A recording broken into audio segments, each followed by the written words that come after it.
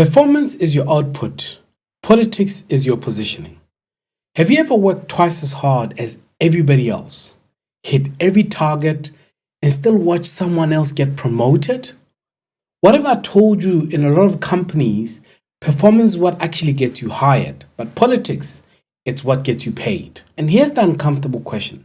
Are you losing because you're not good enough or because you're playing the wrong game? Stay with me because in a few minutes, I'm going to show you the rule that nobody says out loud and the move that actually shifts how people see you overnight. Top of the morning, everyone. My name is Tiri and I'm back with another video. Today, I'm breaking down the real difference between politics and performance at work and how to tell which one is actually blocking you and what to do so that you actually don't stay stuck as the reliable one forever. This matters right now because promotions, raises, visibility, even job security often come down to the perception, not the effort. Now, for everybody else, there's a lie that we actually get sold from the day we actually start school. The story that corporate sells us is work very hard, keep your head down, deliver results, and you'll be recognized. That's like believing that if you follow the recipe perfectly, the oven will automatically respect you and give you the best cake. Here's what actually happens. You can be excellent, but invisible. You can be productive, but not influential. You can be valuable, but not valued.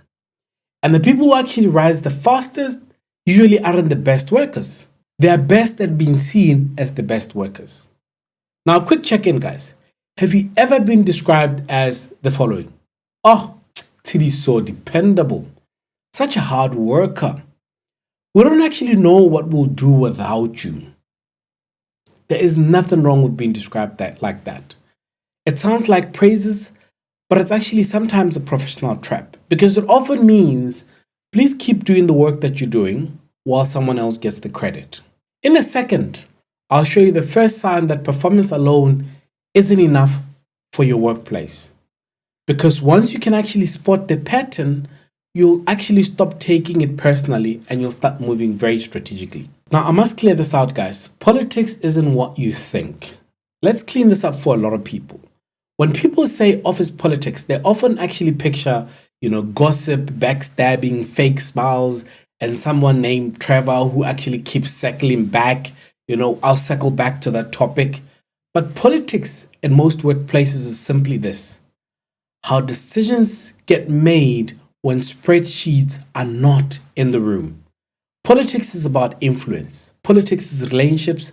Politics is who trusts you, who rates you, and who mentions your name when you're not in that particular room. Performance is your output, guys, and we all should perform. Politics is your positioning. And this is why the loudest person isn't always the best person, but they're often the one that senior leaders tend to remember.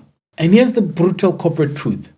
If your manager is the only person who knows your impact, you are definitely at risk because promotions are rarely decided by one person. It's usually a conversation or a meeting or a panel of people where they're always trying to calibrate the teams. What do you think of this person? Or they speak about you in corridors. What do you think about her performance? Now, let me give you the one real world scenario that you should look out for. You and a colleague both deliver very strong results. You do it quietly.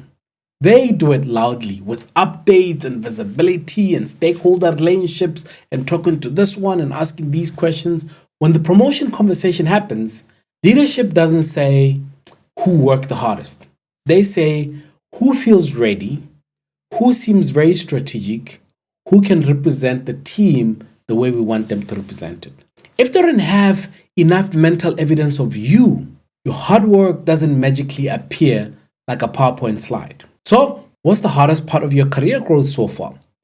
Is it the skills, guys? Is it the confidence or just being overlooked? Drop it in the comments, let's discuss it. Or you can always send me a message directly and I'll respond to you to give you advice on what you can do.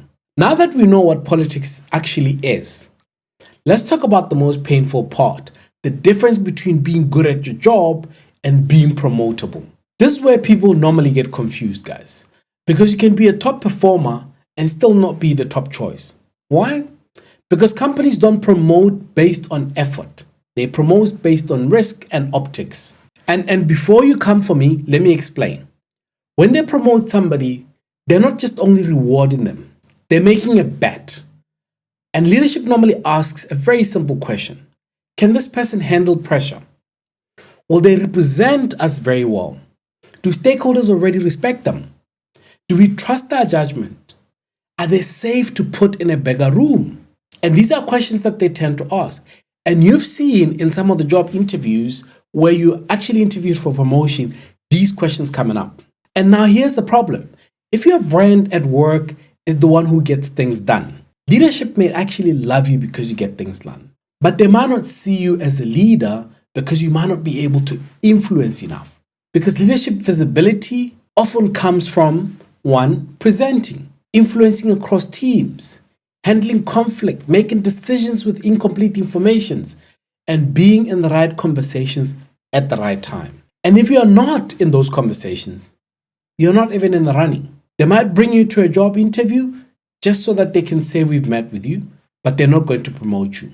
And this is why most people stay stuck for years, not because they're not brilliant at what they do, but because their brilliance is trapped inside tasks, not attached to outcomes. And you must also remember, guys, output gets you applause, influence gets you opportunities. And to be honest, in a moment, I'm actually going to show you the one sentence that you actually need to start using in meetings to try and shift from worker to strategic thinker.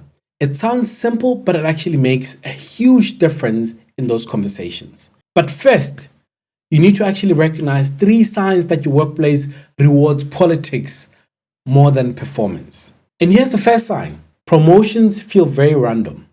If people get promoted and everybody's reaction is, wait, him? That's not random. That's influence and visibility. The second sign, guys, the same names keep coming up. In meetings, certain people are constantly referred to for everything. Ask Sam. Oh, Sam handled that. Sam's really strong with stakeholders. Notice how it's actually not always tied to the numbers, it's tied to the reputation that Sam has already created.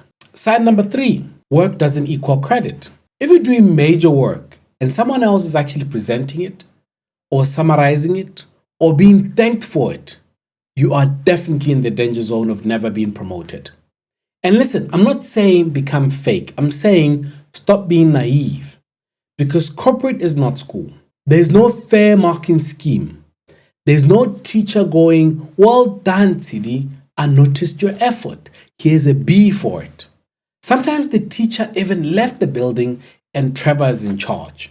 So, what do you do without actually selling your soul then? Let's try and get a bit practical because you can actually play this game with a lot of integrity. And a lot of us tend to do that. Now, here are 4 moves that work and that you can actually start doing today.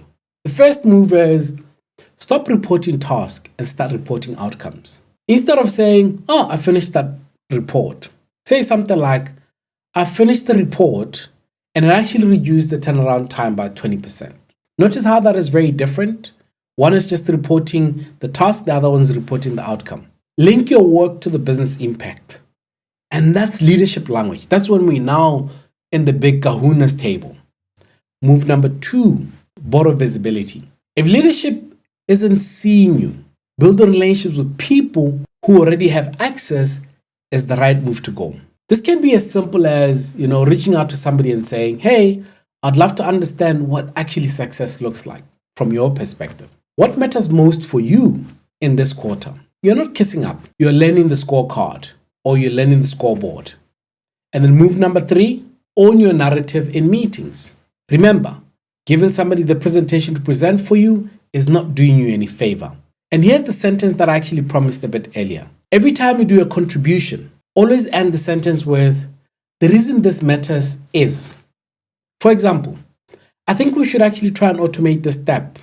And the reason this matters is that it actually frees up the team to focus on higher value work. That one line makes you sound very strategic, even if your point is very basic. And the best part is, it's actually true. You're just translating your thinking in a way leaders can actually hear. And then move number 4 is make your managers your partner, not your audience. If your manager is the only person who knows your impact, you need a visibility plan. And you can go to your manager and say something like, I want to grow here. What would you actually need to see from me for the next level? And who else should be aware of my work in this company? That sort of creates a pathway, and it also signals ambition without that level of arrogance that people might think you have. Because hoping someone just notices you guys is like putting your CV under the pillow and expecting the job offer fairy to literally visit overnight and say, hey, here's a new job. Before we wrap up, let's deal with the fear that's actually probably sitting in your stomach right now. And that fear is, but what if I'm not naturally political? If you hate politics, guys, you're not alone. A lot of high performers actually do hate politics because it feels messy, it feels unfair, and it feels like you're actually being forced to perform socially instead of actually professionally. But like I said, if you start looking at politics the way I've actually described them, then that's very different. Politics is not manipulation. Politics is communication plus relationships plus timing. It's making sure that the right people understand your value at the right time in the right language. You don't need to actually become a different person. You just need to stop letting other people control your story for you. So, today we covered 3 main things. 1, performance gets results, but politics determines recognition. Number 2, being a top performer isn't the same as being the top choice for that promotion. Number 3, you can build influence with integrity by reporting outcomes, borrowing a bit of visibility, owning your narrative, and also partnering with your manager. Now, your action step is very simple, guys, after this video.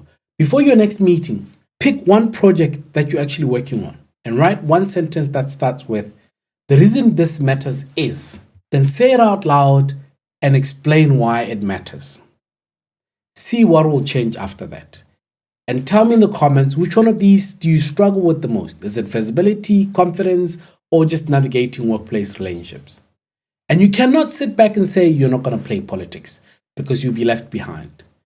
If you found these tips helpful, don't forget to like, don't forget to share, subscribe, and share this video with as many people as possible. Until we meet again in the next video, peace.